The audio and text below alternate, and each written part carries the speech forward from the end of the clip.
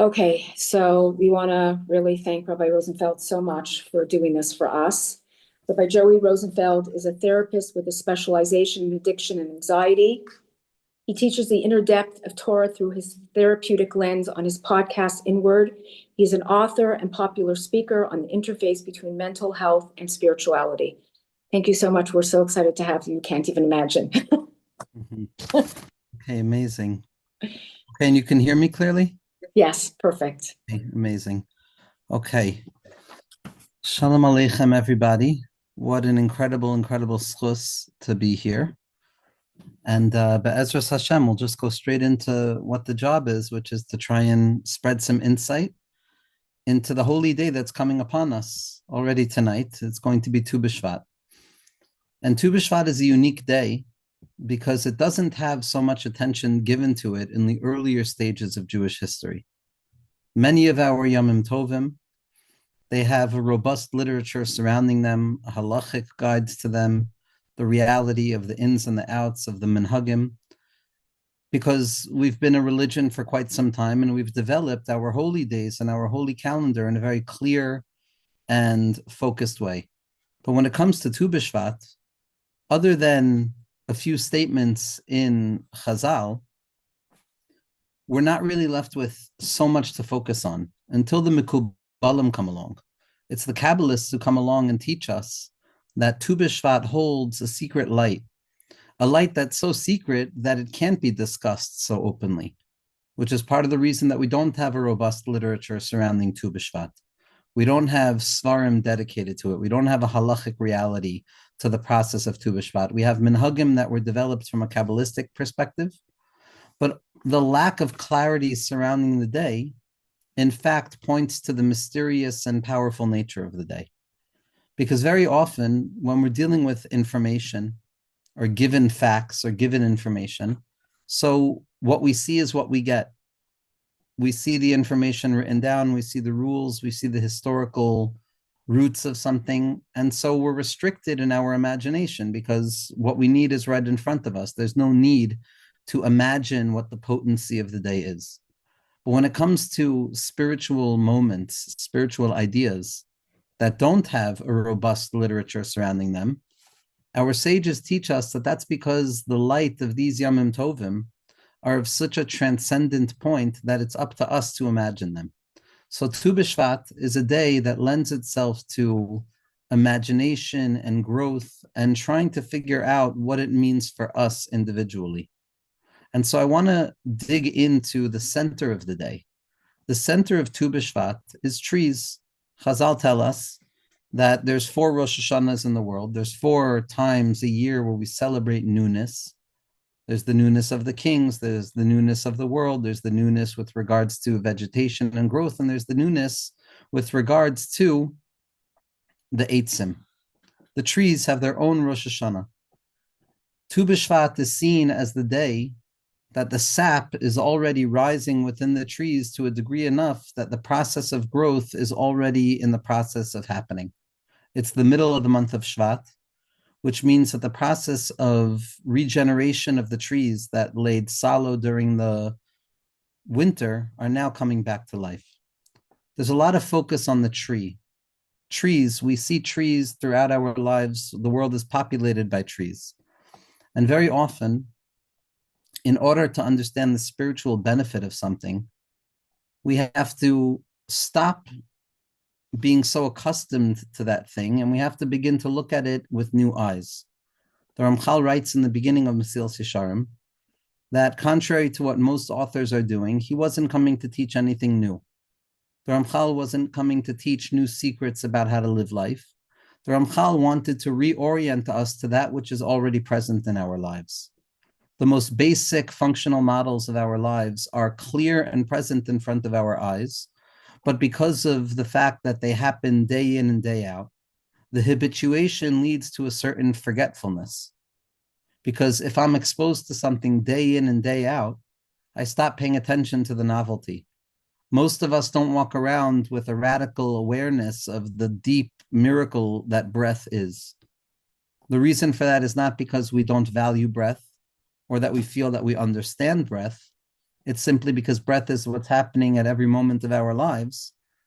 And like a tire on the road that's moving so speedily, it begins to stand still, or it begins to appear like it's standing still. Looks like it's turning. And so when it comes to the simple given information of our lives, we tend to forget and we lose sight of the wonder at the core of all of it. And so, very simply, I'd like to call our attention back to something that is ever present in our lives, and that's the mere presence of trees in the world. Now, when it comes to trees, they're not simply some secondary expression in the world. There's lots of things in the world. There's water in the world, there's fire in the world, there's stones in the world, there's vegetables in the world, there's fruits in the world. But trees are not simply like other things in the world, because if we look at the first encounter that the human being has as a human being, as a conscious subject in this world, we're placed in Gan Eden. And the Torah tells us that Gan Eden is populated by trees. And we encounter a separation of trees. There's the Eitz HaChaim, the tree of life, and there's the tree of knowledge, good and evil. So suddenly, when we begin to think about trees and the role that it plays in our lives, we're forced to acknowledge that it somewhat takes center stage pretty quickly in the human drama. A tree is what was responsible for the human loss of their original level, and a tree is ultimately going to be the thing that brings us back to the future level that we're meant to get to.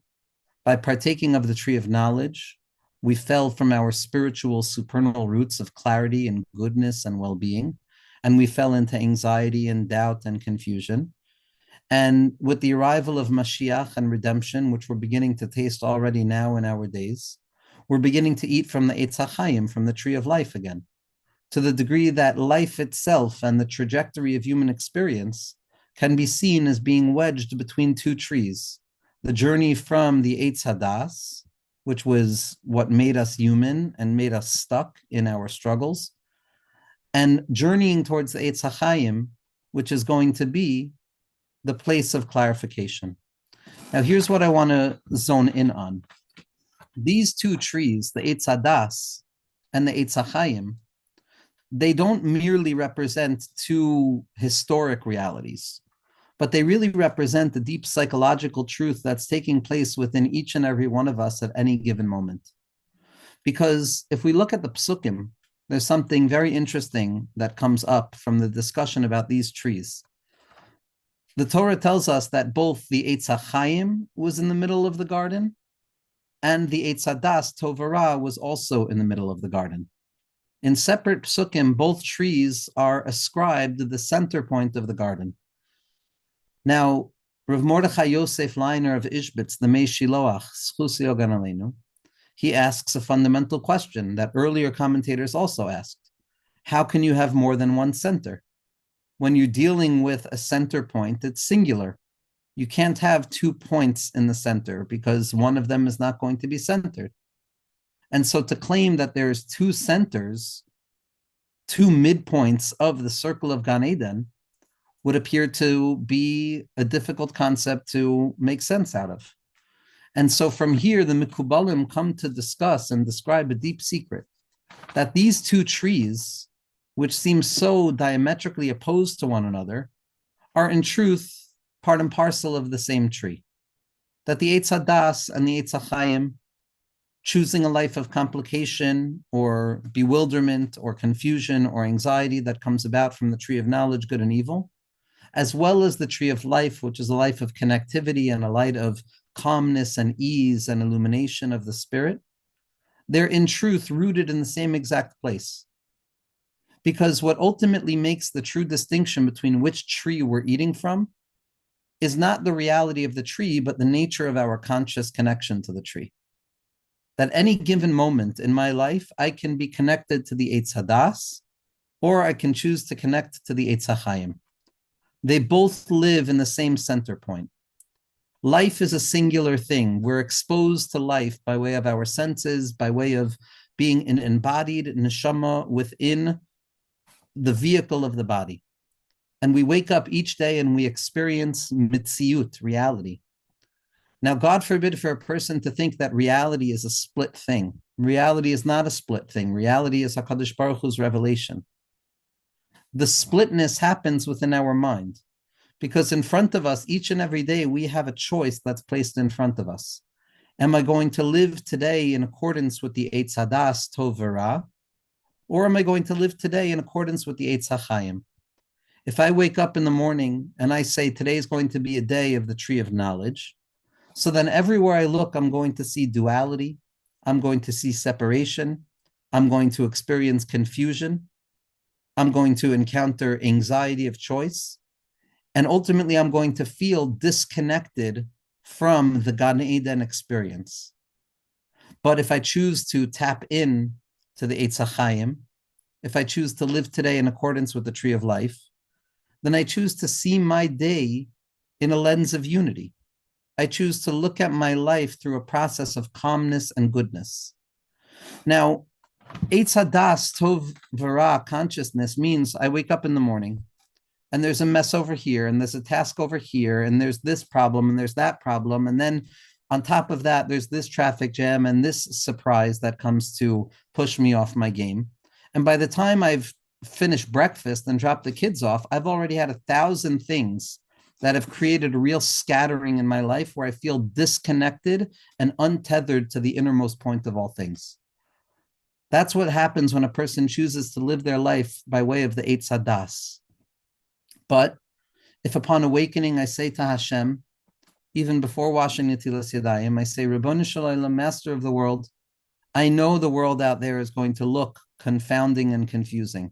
I know there's going to be many different colors and changes, but allow me, Hashem, to remain connected to the inner wavelength of the Eitz HaChaim, the Eitz HaChaim that remains deeply embedded at the depth of our mind and our heart at any moment that we so choose, that enables us to connect to the singular unity of Hashem in our lives. If I live with the Eitz HaChaim, it doesn't mean that the noise stops. It doesn't mean that the difficulties go away. It doesn't mean that the piles and the messes and the this and the that stops. Life is life. But what does happen is that my conscious awareness of experience is no longer adding insult onto injury. It's no longer keeping me stuck within this rumination type of loop of anxiety over the future and sadness over the past and being stuck in the middle with nothing to do. If I'm connected to the Eitz HaChaim, I'm going to have the ability to take a deep breath and to say, Ribono Shel Olam, I'm connecting to the innermost point of all things. That's the secret of the trees in our lives. There's not much more than one eitzah, one suggestion. And ha'etz is the language, it's the same letters as eitzah. The tree directs us to make a choice, to live in accordance with a simple suggestion that our tzaddikim and our sages have given us. And that suggestion is, Bacharta b'chaim, that one must choose life at every given moment of their conscious awareness. Every moment that I am alive, I need to recenter my mind away from the confusion of the Eitz Hadas Tov V'Ra, which is my thinking brain, my ruminating brain, my brain that's judging the past and the future and creating a stuckness in the present moment, where I'm caught up in the confines of time and sadness and despondency.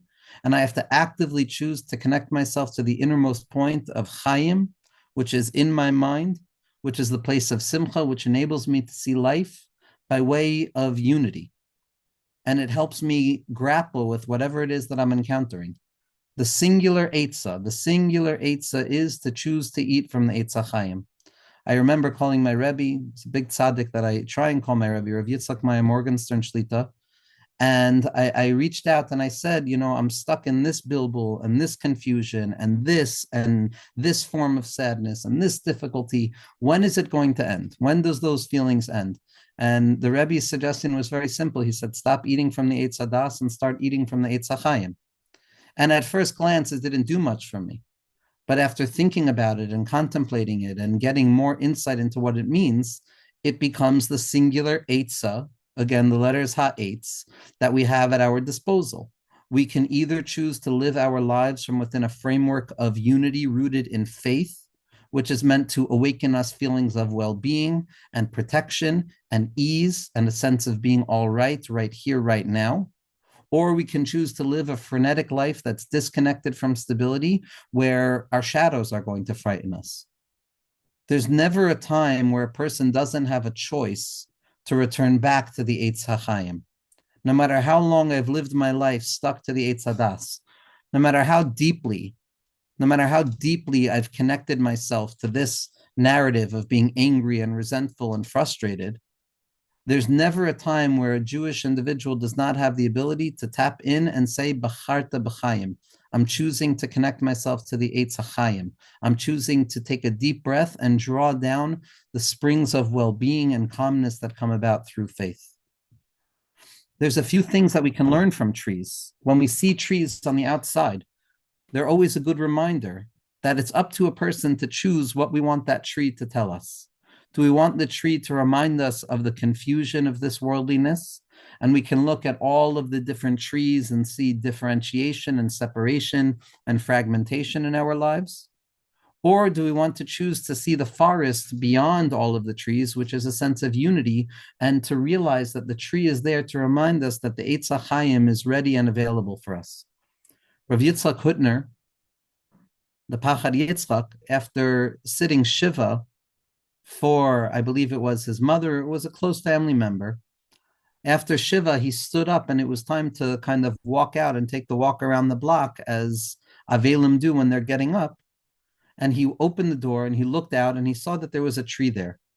And he looked and he gazed out towards that tree and he said to the Talmidim who were near him, he said, the entire creation of the world and all of the processes of history have led up to that particular tree being planted in front of me, so that when I look at it, I can choose to feel feelings of his chadshus and renewal and newness. And the memory that even when there's loss and a tree decays, it's going to grow again. That's a moment of a tzaddik choosing to live with the Eitz HaChayim. He could have very easily walked out that door and saw a tree and be reminded of death, because trees decay and trees die. But he chose to connect himself to the Eitz HaChayim and see in the tree the promise of renewal, the promise of newness and freshness, and the ability to stand up again. And that's what we have to be reminded to every moment of our lives. This world is a frightening place if we don't connect ourselves to the Eitz HaChayim, if we don't cultivate an inner mindset that returns the mind back to its innermost point of calmness, no matter what. It doesn't matter what else is going on in a person's life, the Eitz HaChayim rests there.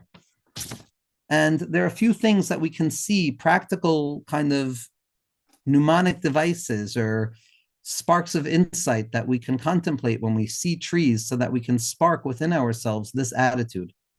Number one is that when you see a tree, on the outside, you look at the bark and you look at the branches and you look at the leaves, and it appears that it is what it is, and that what you see is all that you get. And it can be a very powerful looking tree. But at the end of the day, it's revealed. When a person lives with that concept that everything is revealed, all there is what I see, so that can lead to sadness and that can lead to overwhelm. So when we look at a tree, we have to remember that in truth, the life source is concealed. The roots of that tree, the source of life that is giving vibrancy and vitality to the tree, is emergent from a hidden place, a place that the naked eye cannot see. If you were to ask me based on my external evidence, my eyes, whether there's something that's giving life to the tree underneath the ground on a subterranean hidden level, I would be forced to acknowledge no. But the true awareness of what a tree is meant to awaken within us is that what I see is not all that there is. And in spite of the fact that reality looks like it's a revealed, finished thing, in truth, there's an infinite source of life that's perpetually flowing with new light into reality. That's one thing that we can learn from a tree, that there's the outside and there's an invisible hidden place in the innermost core of it, which is the place where the life comes from. A second thing we can learn from a tree, in addition to its subterranean hidden source, is the fact that a tree expands itself from below to above. It can have its trunk rooted on the ground, while at the same point, its branches and the elevation of its bark can extend up into the heavens. More often than not, we live our lives feeling that there is a deep divide, a deep contradiction of sorts, between being down here in this world and being up there in Shamayim. And we tend to think that to be spiritual means to detach ourselves from the day-to-day, from what we might consider as mundane. But the secret of a tree, the secret of the Eitz HaChayim, it's not that I'm running up to Shamayim. It's not that I'm escaping this world. It means that I'm living down here and above at the same time, with my feet firmly planted on the ground in forms of practical life and day-to-day experience that I'm not fighting against. I'm finding Hashem in that. And at the same time, whenever I'm doing whatever it is that's rooted to the ground, my head can also be in Shamayim. So that's the second thing that we can learn from the tree, that the tree is rooted below and above at the same time. This is ultimately the goal of spirituality, to be above and below at once. There are many people who deny spirituality for the sake of this world. There are many people who deny this world for the sake of spirituality. The secret of being a Jew is to be bridging between the heavens and the earth, to be like the tree that expands itself into both of those territories. Something else we can learn from trees is that the concern that a person has over whether the tree is going to grow or not, the anxious ruminations about whether the tree is going to grow, doesn't do anything for the tree. A tree grows based on very stabilized, simple patterns of effort, watering the tree and cultivating the tree in the way that it needs to be cultivated. The extra worry, if I can sit in front of a tree worrying there all day and all night, is this tree going to grow? Please let this tree grow. Please don't grow that way. None of that does anything with regards to the tree. The tree is growing. My job is to stop worrying about how the tree is going to grow and to do what I can in the moment to realize that my anxious ruminations and my wondering about, is it going to turn out the right way? Is it not going to turn out the right way? Those don't do anything. They waste our energy and they make us feel more uncomfortable in the end of the day, because not only did it not turn out the way we wanted it to go, but we also wasted all of our time worrying. The tree is meant to teach us. A tree abides in its somethingness. It just is. It just is. And just like the tree just is, we also have to cultivate that inner place within ourselves that also just is. We just are. We're present. We're being rather than becoming. We're present rather than trying. We're not seeking out more. We're trying to find a sense of settledness within whatever it is that we have. A tree is a tree no matter what, and so too we have to relate to life that way. We have to realize, Hashem, I'm here to do what I can, but I can't allow myself to run into that frightening place of thinking that I'm in control. Because when I think I'm in control, there's so much to try and control, my mind is never going to be able to rest. The only freedom of the mind is when I relinquish control, when I throw up everything up to HaKadosh Baruch Hu, and I say, just as you take care of this tree, take care of me as well.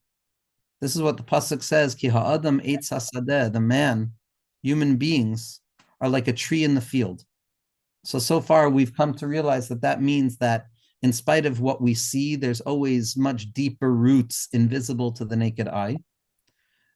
In addition to that, we can occupy the heavens of spirituality and the earth of practicality without feeling that we're compromising or without feeling that that's a paradox.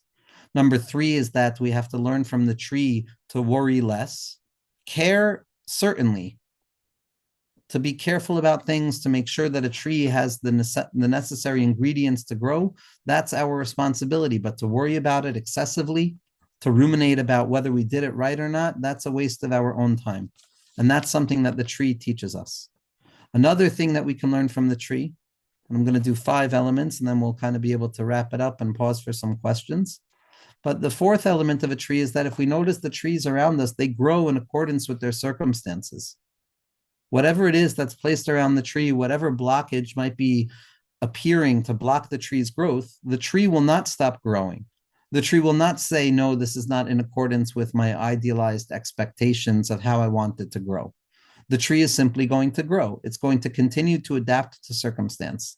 And in that sense, we have to cultivate a fluidity of life. We have to be able to take life easily.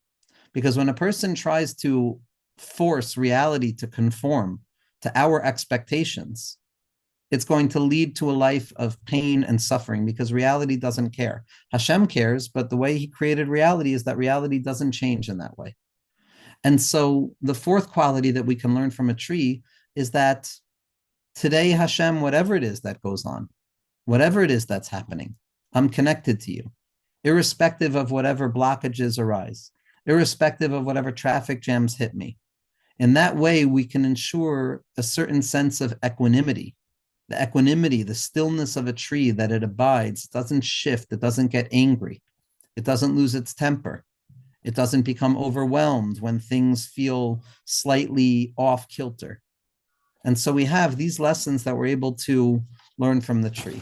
And finally, I believe the most important one, which is something that each and every person goes through in their lives. Sometimes a tree loses its leaves. Sometimes a tree appears to undergo a process of decay and degradation and a weakening and a stuckness and a falling down into a place that we don't want to fall down into. And the tree, instead of losing its mind over that, instead of losing its capacity to function, the tree waits and it abides very patiently for the next time where it's going to begin to grow again. And then suddenly there's a remarkable revelation that happens. We see that not only did the decay not destroy the tree, but it enables the tree to grow with even more robust illumination. The same way that a tree is emergent from a seed, and a seed does not sprout until it decays and empties itself out of all of its vitality, so too the tree teaches us that sometimes there's an apparent fall or a descent prior to an ascension. And so what that's meant to give us is this insight that whatever stage I am in my spiritual journey, whatever the flow that I am in is, whatever my life has taken me towards right now, I must see it as part and parcel of my spiritual process. I have to believe that things are always getting better. We have to admit that it's getting better. That's what we learned from the tree. The tree is perpetually getting better. Left to its own devices, the tree will rejuvenate. The tree will reestablish its koach. And we have to believe the same thing about ourselves. When we feel like we're falling, when we feel like we've lost something, we've lost a certain excitement, we've lost a certain connection, instead of beating ourselves up for it and feeling terrible about it, we have to learn to be patient with ourselves and to be patient with Hashem. And to say, Hashem, I will continue doing what I need to do, but I'm waiting patiently for you to send down illumination into my mind again. And I'm going to ask you, Hashem, each and every day, send down illumination, make me excited again, make me feel connected again.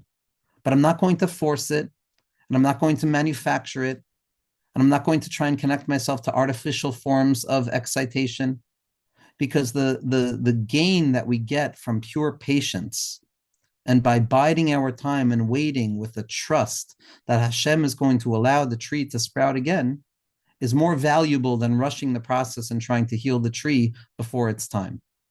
Trees teach us that our lives are a process. They're in flux. They're perpetually moving from here to there, ups and downs, growth and concealment. The most important thing that Tubishvat teaches us is that all of this is included within the framework of a healthy life. And so if we can learn to attach ourselves to the light that HaKadosh Baruch Hu has sent down with the trees, so we can wait and we can anticipate a time of a return back into Gan Eden, where we are going to be allowed to eat in a revealed way from the Eitz HaChaim. And once we eat from the Eitz HaChaim, we'll also be able to eat from the Eitz HaDas. Except at that point, it's not going to be Eitz HaDas Tov Ra, it's just going to be Eitz HaDas Tov. And so Tu B'Shvat is an awakening. It's a day ripe with the energy of healing and growth and openings that appear out of nowhere, and the sap, which is ascending within the tree, but not apparent externally. On the outside, nothing is changing, but on the inside, we're aware that there's a movement that's taking shape. There's a movement that's growing. There's so much growing. And this is the secret of the eights. And this is the eitzos that HaKadosh Baruch Hu sends to us. And we have to dive into HaKadosh Baruch Hu that we can learn these lessons, that we can live lives of calmness and illumination and ease and comfort and happiness and joy and connection and stillness and belief and trust, all of the things that we want so desperately, all of the things that we know Gan Eden is going to give us, we have to begin to taste now. We don't want to wait anymore. We're not in Gan Eden yet. That's fine. We'll wait till Hashem brings us back into Gan Eden. But nobody said that we can't begin to eat from the Eitz HaChaim outside of Gan Eden.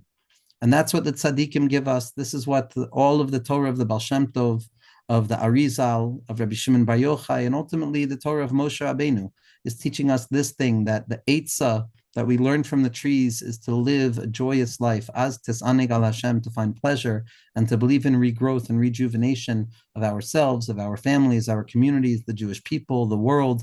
And Amir Hashem, the Shechina HaKadosh will also grow forth and have healing, and it will sprout forth like the tree of life, and we'll be zocha to all eat from the Eitz HaChaim and to be illuminated and to have comfort and calmness, Be'ezras Hashem. So thank you everybody for this opportunity. It was such a treat, and I have like 10 minutes for questions. So. First of all, I'm asking people if they can raise their hands, and any questions, just to be a quick question. If nobody can expand on anything, because if people want to ask, he only has 10 minutes. I just have to tell you, Rabbi, this was so incredible, just incredible. You know, when you hear those shiurim that touches your neshama and you just want to cry, that's because it's so powerful to hear such truth. So thank you. So it was just magnificent. Thank you so much. Thank you. Okay, Charlene, go ahead, but just a question, Charlene, not Thank you. anything Quickly, else. no, I just want to thank the rabbi. Totally inspired. My question is, because you ended up with this concept of patience, you said to have patience for yourself, and Hashem should have patience with us. I don't, I mean, can you elaborate on this Sure. thing? Because I struggle with patience. Sure. Yeah, we have to be patient with ourselves. We have to know that the efforts that we put in 2026 and for a long time already are miracles to Hashem. And the fact that we're still here, and the fact that we're still trying, and the fact that we're still pushing, and we're putting all of our effort in are miraculous to HaKadosh Baruch Hu. Rabbi Nachman said that there'll come a time at the end of days where a Jew with simple emunah will be a radical revelation bigger than the Baal Shem Tov HaKadosh. Which means to say that we have to have the ability to turn to HaKadosh Baruch Hu and say, I'm trying my best. I'm trying my best. And if you see parts of me that are not what you might like, or there are parts of me that I know I don't like right now, be patient with me, Hashem, because I've been patient with you as well. My great-great-great-grandfather, something like that, Rav Pinchas Karitzer, had a beautiful tefillah where he says that HaKadosh Baruch Hu, just as we continue to believe in you, and we continue to attach ourselves to you in spite of the fact that we don't see you yet, so too continue to believe in us and continue to have faith in us even though you don't see us yet. And that's the patience that I'm talking about, the recognition that we're works in progress. What about, I'm going to let Michal Liba ask the question, but what about when things happen? You talk about the tree and the different experiences we have and what we can take from the tree. But what about when things happen to people on a more, on a much more difficult level? How do you balance all the things that you said with the tree, with what's going through in a person's life? Everything remains true. Everything remains true, but we have to be reasonable with ourselves in regards to what our growth is going to be. Sometimes we might have to take out a microscope and then a doubled microscope to be able to see the slightest movement forwards. But in that moment, that movement forwards is a kriyas yamsa for ourselves. So whatever the trauma is, and everybody has trauma, not everybody has capital T trauma. Anyone alive nowadays likely has experienced the general framework of multiple capital T traumas, but that doesn't mean that everybody lives with a traumatic kind of stunted growth of that tree. Now, in circumstances where something horrible happened or is ongoing, so obviously stabilization is first and foremost. The person can't say, oh, let me accept my tree as somebody's cutting it down with a saw, right? But if somebody took a saw, so to speak, to the tree and left a little dent in it, so then it's that person's story and it's that person's job to realize how that is the shape of their tree. And from within the shape of my tree, I have to be able to find a little bit more oxygen, a little bit more sunlight. So everything that I said applies on the lowest level of emergent growth within ourselves and on the highest level of breakthroughs. We just have to celebrate small victories and have humble expectations for breakthrough. But what about the contradiction, Rabbi? The contradiction of all the big T traumas that are part of this generation versus what the work that we need to do. How do you explain that contradiction? We don't. We move through it. We jump beyond it.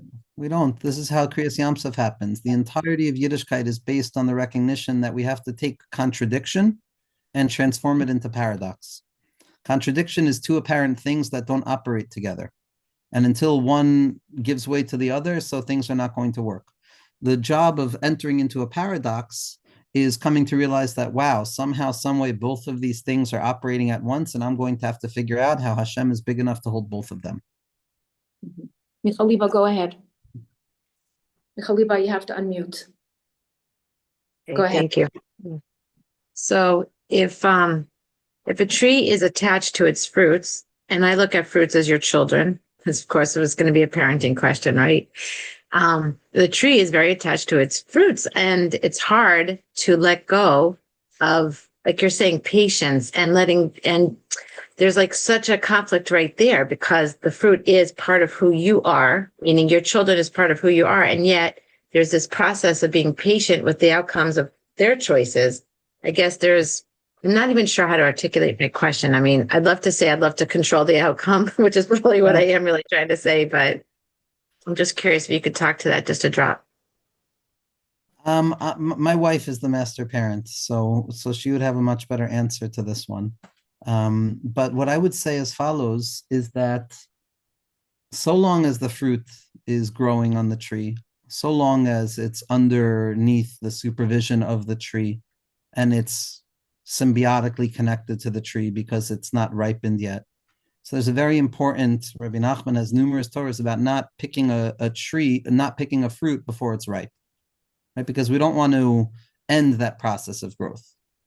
Once a tree has ripened, once a fruit has ripened and it's fallen off that tree, now obviously it's still fundamentally connected to the tree. It's fundamentally connected to the place that it comes from at every second. But at this point, the tree's job is different. The tree's job is to remember that it's the source of the fruit, to make space for the fruit anytime the fruit wants to connect to the tree, and to cultivate the lines of connection and love and bond and memory of the inherent bond between the fruit and the tree, rather than trying to control the outcome of the fruit. I know I'm speaking metaphorically still, but at a certain point, part of the parenting endeavor is relinquishing one's control over the outcome. Now, this is not something that simply happens when we're older. It's not something that happens when our children leave the home. It's something that happens each and every night when we put our children to sleep and we say, Shema Yisrael, Hashem Elokeinu, Hashem Echad. What we're recognizing is that everything that I do, everything that I can try and do goes up to a certain point. But beyond that point of my effort, there's always going to be that point of vulnerability where I don't have control. I'm not in control of what's going to happen to my child when they go to sleep. And in that place, I give myself over to Hashem and I say, you, Hashem, Shema Yisrael, Hashem Elokeinu, Hashem Echad, you take care of the child. You take care of the child. So there's certain circumstances where we have to learn that by letting go and easing the demand on what the outcome is going to be, we save ourselves a lot of agmas nefesh because we're not in control. And more often than not, our attempts to place control is going to restrict and make it worse. So we have to have, I see Bracha wrote, it's emuna in parenting. It's For emuna sure. in parenting. That's exactly what it is. In fact, course. we don't have enough time now, but Rav Wolbe has a sefer on chinuch that's called Zriya B'Binyan B'Chinuch, meaning it's all about the model of the tree and how there's roots and how there's bark. And how ultimately what the roots convey to the tree might only be responded to by the fruit many, many years later. We don't know the influence and when the impact is going to happen. But like Yaakov Avinu, it's Aviv Shamar Sadavar, endless patience, endless open arms, endless openness to ensure that we're doing our best. Right. And Hashem runs the world.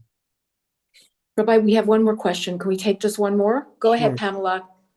Go ahead. Pamela, you have to unmute. Thank you very much. Pamela, you have to unmute. Are you able to? You want to write it down in the chat? Because your hand is up. Did she write it down in the chat or she's not hearing? Okay, are there any other questions other than Pamela? Does anybody else have a question? No? This was, I just want to tell you, I can't thank you enough. My pleasure. You know, it was, Sarah, you have a question quickly? Yeah. Go ahead. Go ahead quickly, because he has to go. Go ahead. Thank you, Rabbi. Any recommendations for how to tap in more to being in the Eitz Hadas? It's a chaim, you mean? Yeah. Yeah. Mindfulness practice. Mindfulness practice. Mindfulness practice. The Eitz Hadas is the left hemisphere of the brain. The Eitz HaChaim is the right hemisphere of the brain. Or there's other ways of looking at it. The Eitz Hadas is the perpetual ruminations and the thinking brain that's consistently trying to make order out of chaos and control things and ruminate, and it's rooted in past, present, future consciousness. Now that's necessary, that's a garment, but that's not the main content of the mind. There's an inner quality of the mind, which is a muscle that needs to be worked out, which is not there for thinking, but rather for being aware, a mere awareness of that which is.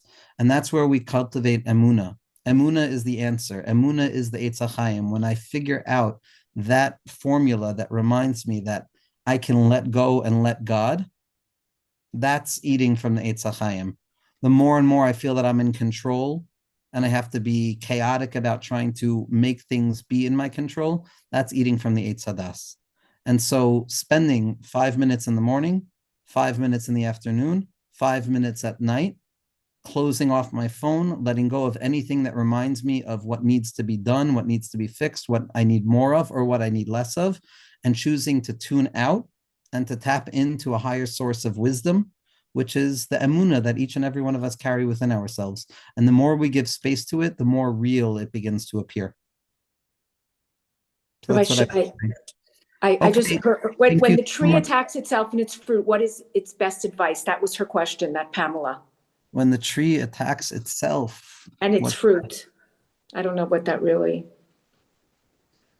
I don't know if I fully understand the question, but it sounds like a good question. What I would say is a tree has to always understand that it's not the first tree.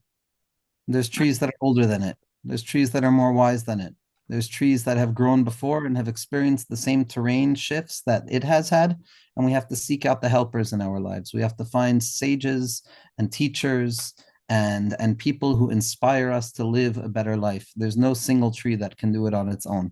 Trees function in communities, right? Science is pointing out that trees have these almost neural networks of connectivity, that entire forests are responding to the same kind of stimuli. A profoundly, breathtaking metaphor. But I would say in the context of that, it's about ensuring that we have people in our lives that give us strength.